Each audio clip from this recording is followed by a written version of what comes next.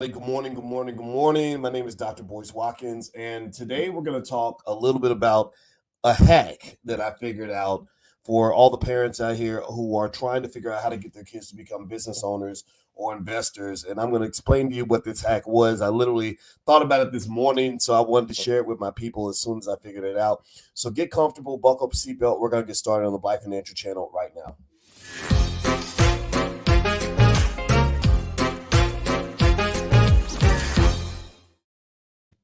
Hey, what's going on, guys? Welcome to the Black Financial Channel. That's theblackfinancialchannel.com. My name is Dr. Boyce Watkins. I am your friendly neighborhood finance professor.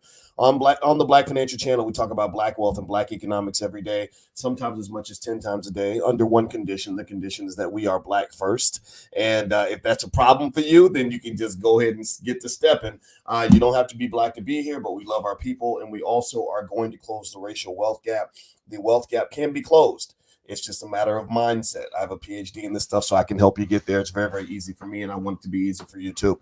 So, anyway, I want to say good morning to everybody. I'm looking down here, and I see El Haj and Faisal and Leandra and Too Rich to Miss and Jerry. And I want to ask everybody real quick. Let's do a quick survey. How many of you have kids? Anybody got kids? I'll tell you what. I did a survey on the Black Financial Channel to find out how many of you had kids. I think 40% of you actually have no children, which is okay. And I want to encourage you to remember this. Look, if we are black first, are we B1 up in here? Are we black first? Do we care about our community? If we're B1, put your hashtag B1 in the chat. Let me know that you care about your community. Let me tell you a little secret about blackness and being B1. Well, my belief is that B1 people, we see all of our children as our children. One B1 philosophy that I've always embraced is if you see a child that's in front of you, it doesn't matter who gave birth to that child.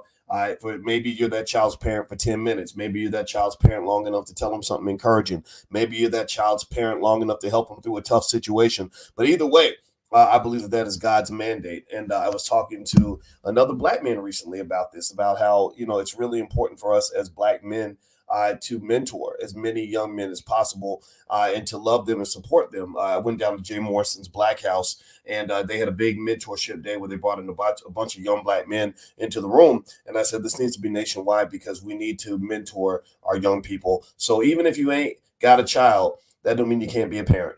Even if you haven't had a child, that doesn't mean you can't be a parent. There are plenty of opportunities for you to be a parent, so do not give up on yourself in that regard. Now, with that said, let's hop into this conversation. So this happened to me this morning. I thought about this. I'm actually on my way downtown Chicago. I'm doing an interview with NBC in Chicago. I received an award from an organization. I don't have the organization's name in front of me. I should have that. But anyway, they're bringing me on TV to talk about it. And then also this week I'll be in Louisville, Kentucky, where the Black Achievers organization, I decided, my wife and I decided to be the title sponsor for that organization for this year's banquet, because the Black Achievers 30 years ago gave me a college scholarship when nobody else would. My grades were terrible. I didn't know what my future looked like. I had a baby when I was 18 years old. It was really, really tough. It was a really dark time. And Black Achievers believed in me when nobody else did. And for that, I'll be eternally grateful. So every year I'm going to write a check for that. I'm going to support that. I'm going to go mentor those kids the best I can. All those kids are my kids. So that's what I'm going to be doing this weekend. Now, let me tell you guys what came to my mind this morning. Give me a yes in the chat if you can hear me. Let me know if you can still hear me. And hello to everybody on Instagram. You can go to the Black Financial Channel on Instagram if you want to follow us on the gram. So I woke up the kids this morning. And how many of you hate like waking your kids up in the morning? How many of you have kids that just literally, when you try to wake them up, they say okay, and then they roll over and go back to sleep, and they won't get out of the bed? Anybody else go through that?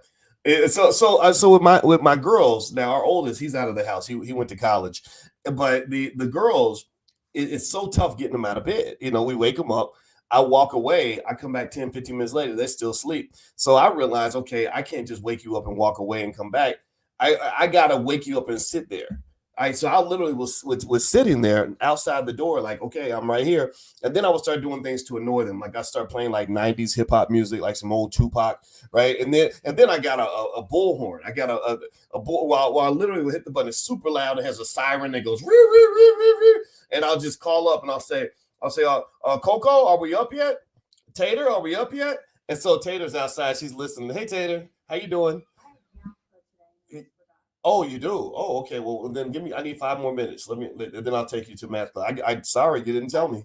All right, and I don't even know if I could take you because you're. I got to go to Chicago. So yeah, but I'll come out and talk to you in a minute. Okay. So anyway, that was Taylor. She was telling me just now that she has to go to math club, which see that's the kids do stuff like that. But anyway, let me finish up. Let me finish telling you guys what happened. So here's what we were talking about. So this morning I was like, you got to get out of bed, get out of bed, get out of bed. And I knew that what I was saying was getting on their nerves and annoying them. But here's something I figured out, right? So you know what I said? I said to them, I said, yeah, one day when you grow up, if you have your own business, you can sleep in as long as you want to, right? And that's a very subtle statement, but those little statements to your kids make a big difference, right? And when I said that, I said, if I'm sitting in the bed and I'm feeling like crap, and I am literally like not wanting to get up out of the bed, and somebody says to me when I'm like 12 or 13, like, well, one day when you have your own business, you can sleep as long as you want to.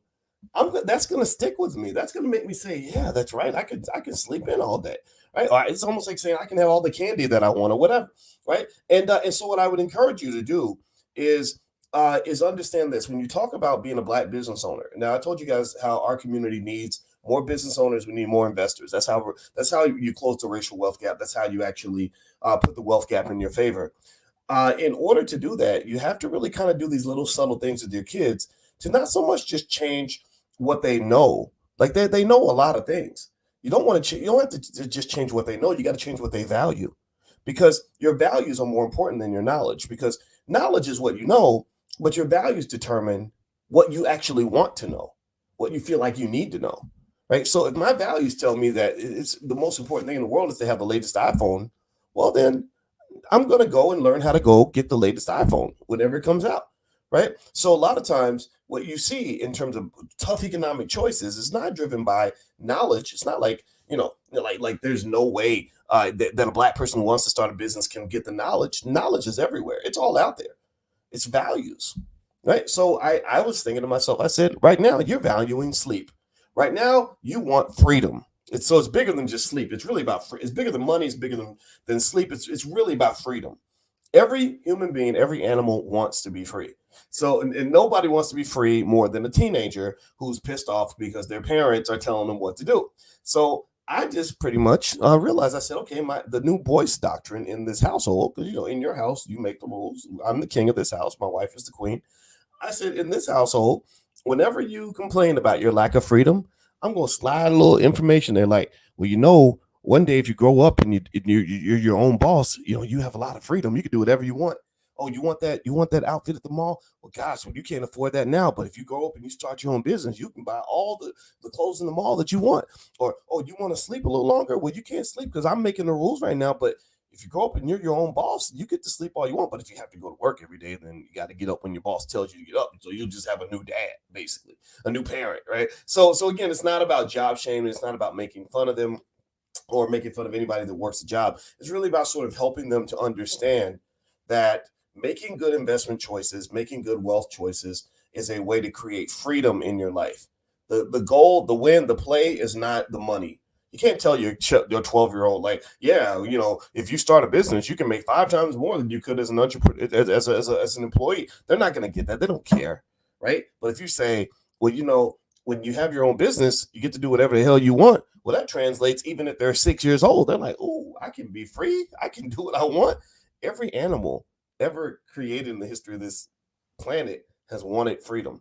You don't have to explain freedom. You ain't got to go to college to learn freedom.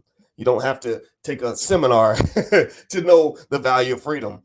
Dogs know the value of freedom. Okay. So that's my 2 cents. That's my little hack. I encourage you, if you want your kids to become business owners, you want them to start thinking about wealth and economics and investing and all that, just slide those little slick comments in there every now and then. Every time they give you that attitude, how teenagers are. They crazy, right?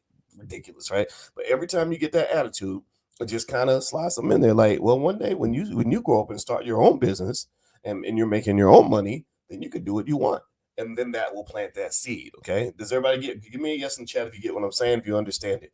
All right. So by the way, I'd be remiss not to mention that We actually have this really awesome new program in the Black Business School for kids. If you want your kids to be introduced to wealth in a really fun way, we literally spent a lot of time and a lot of money developing something called BMOT Land. BMOT stands for Black Millionaires of Tomorrow, and it's an extension to our very popular Black Millionaires of Tomorrow curriculum that we already have for kids. Thousands of your kids have gone through it. BMOTLand.com it's all about puppets and cartoons and fun ways to learn Black wealth and Black economics. So it's kind of like a Black wealth version of Sesame Street. So if you're interested in taking a look at BMOT Land, the URL is right there on the screen, bmotland.com. So feel free to take a visit if that's something that you think can help your kids. And I think you can even use the code word Dr. Boyce, Dr. Boyce, all one word, and actually get a further discount on the program. So and also the other thing too is, even if you don't have kids, and you're more comfortable with puppets and so it doesn't scare you,